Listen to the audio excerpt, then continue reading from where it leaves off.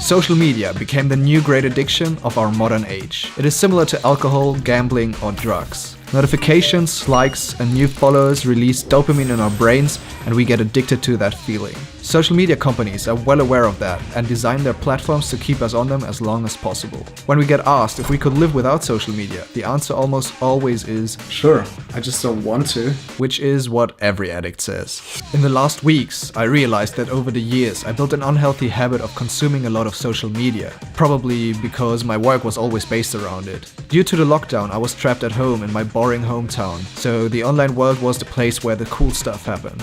Therefore, the screen time on my phone got up to an all-time high of 4 hours a day. As I saw many other creators doing a social media detox and read many articles about it, I got curious. So I decided to live the next 30 days without social media and see what I can take away from this. Alright, here's the plan. I'm deleting Instagram, Facebook, YouTube, and Snapchat from my phone. On my laptop, I ban the websites with an app called Self-Control. It says, you will be unable to access those sites even if you restart your computer or delete the application. Which already freaks me out, to be honest. I mean, this icon looks dangerous, right? The only exception is when I have to upload a video to YouTube. I'm allowed to do that and share it on my other socials. I also kept messengers like WhatsApp and Facebook Messenger on my phone. But besides that, nothing else. From now on, there will be no more scrolling, no funny videos, no posts of my friends having fun, and no photos of beautiful girls.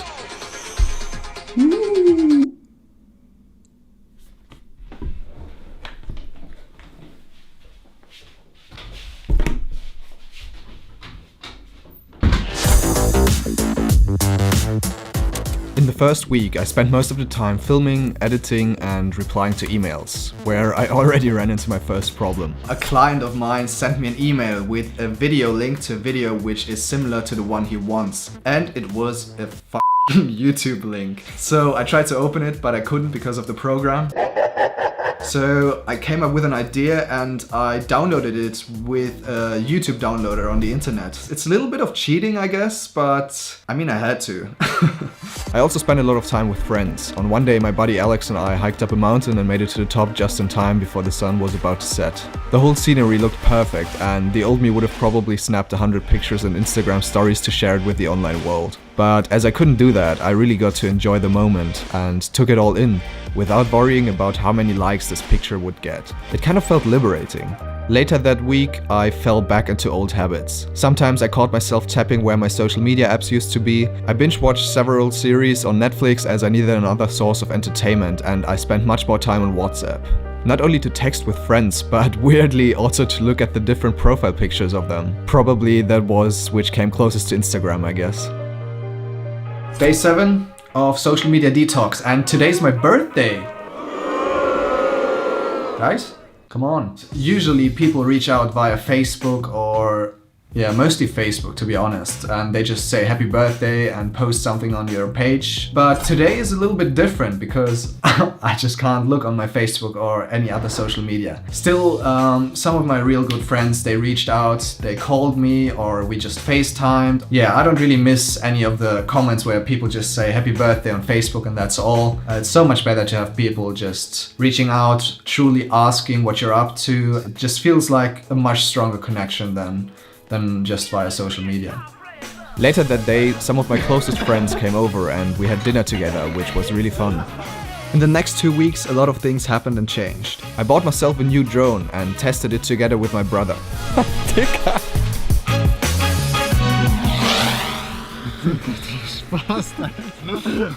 As I didn't fly drones for quite some time, it was really fun to get back to it, and I decided to do a little road trip to some of the nicest places in my region to practice flying and capture some cool shots. To make use of this trip, I decided to shoot a video about why we should make more mistakes. So I drove along those winding roads while talking about the things which really mattered to me, and every now and then I stopped to fly my drone. As the day slowly came to an end, I felt something that I didn't feel for a long time. I was passionate about the work I did. Throughout the whole day, I barely used my phone and I felt like I really connected with filmmaking and storytelling again. In the weeks before I quit social media, I was in a deep creative rut. I had no inspiration and no motivation to create anything. But on this day, everything turned around. I felt re-energized and active, and I was ready for a new chapter. After staying in my parents' house for 8 weeks due to coronavirus, I decided to leave my hometown and move to Munich.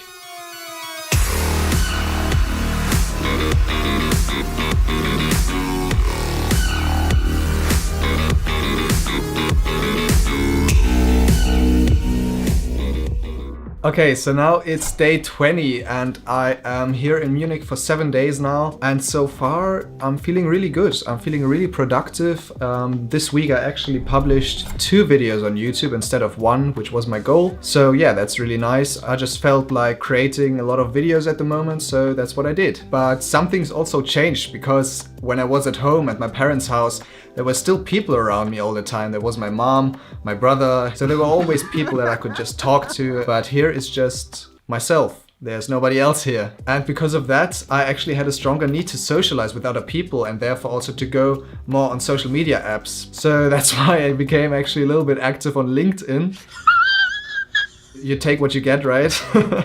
Yeah, I'm not really taking it seriously, but still I feel like there's a deep need in us to see what's happening in other people's lives. I don't know why, but yeah, I feel the need to just see what's happening with other people.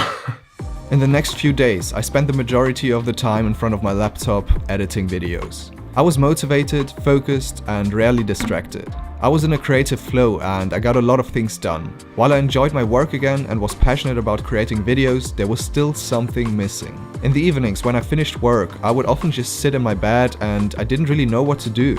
I was exhausted and I didn't know how to fill these last hours of my day, as I would normally spend them on social media. So I knew something needed to change. That's why I started to read books and go running in the evenings. I even set a new personal record. Holy shit. I just ran 21 kilometers in 120. Oh. To counter my lack of social interactions, I started to meet up with different friends and old colleagues every other evening. Sometimes I went to the park on my own to just chill and eat something. Even by just sitting there and drinking a beer with my duck friends, I already felt happy and social in some way. I would say that in this last week, I definitely became more active.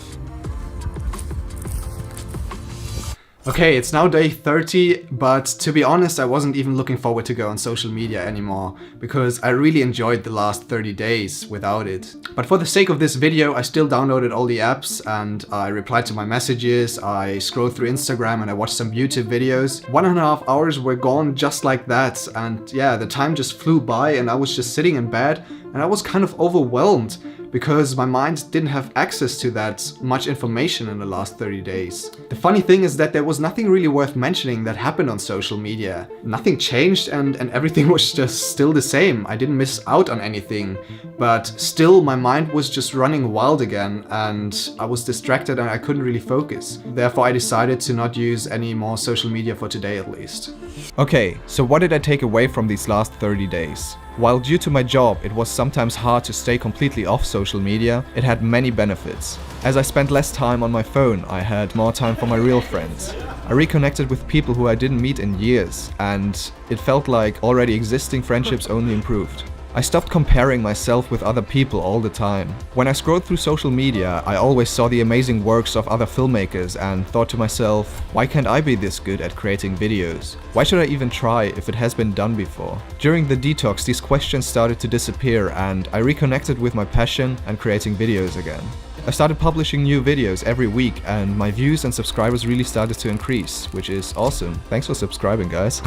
My productivity increased as well, as I had no problem getting into a creative flow while working. I was less distracted, more focused, and had an overall mental clarity. The biggest change that I saw happening was my ability to be in the present moment. While normally the time seemed to rush by and my mind jumped from one thought to another, a few weeks into the detox, everything around me started to slow down, and I was able to drown out the noise. As I could only think about positive aspects that I took away from my social media detox, I was sure that I'm not going to go back to how things were. So here's what I'm going to change. I turned off all notifications for social media apps. In this way, I don't get pulled into the apps by themselves, but instead I only use the apps if I really want to. I started building a habit of going for a 30-minute walk every single morning without any distractions. No phone, no music, just walking, listening to the wind blowing through the leaves and seeing the city come alive.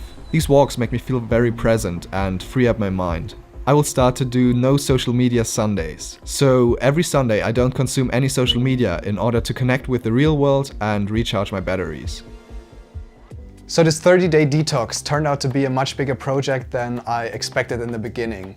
It really changed the way I interact with social media and my perception of the things happening around me. I think all of us should do this kind of detox in order to reevaluate our relationship to social media and also to prioritize our time in the real world and in the online world. So trust me on this. Give it a try. Don't use any social media for the next 30 days. Be strict with yourself, and I'm sure you're going to experience as many benefits as I did. I hope you guys enjoyed this video. It was a little bit different to the other ones, but I felt like it was an important topic to talk about and I wanted to try it for myself for a long time. So yeah, feel free to subscribe and turn on notifications if you don't want to miss out on any of the upcoming videos. And I hope all of you guys have a great day. See you soon.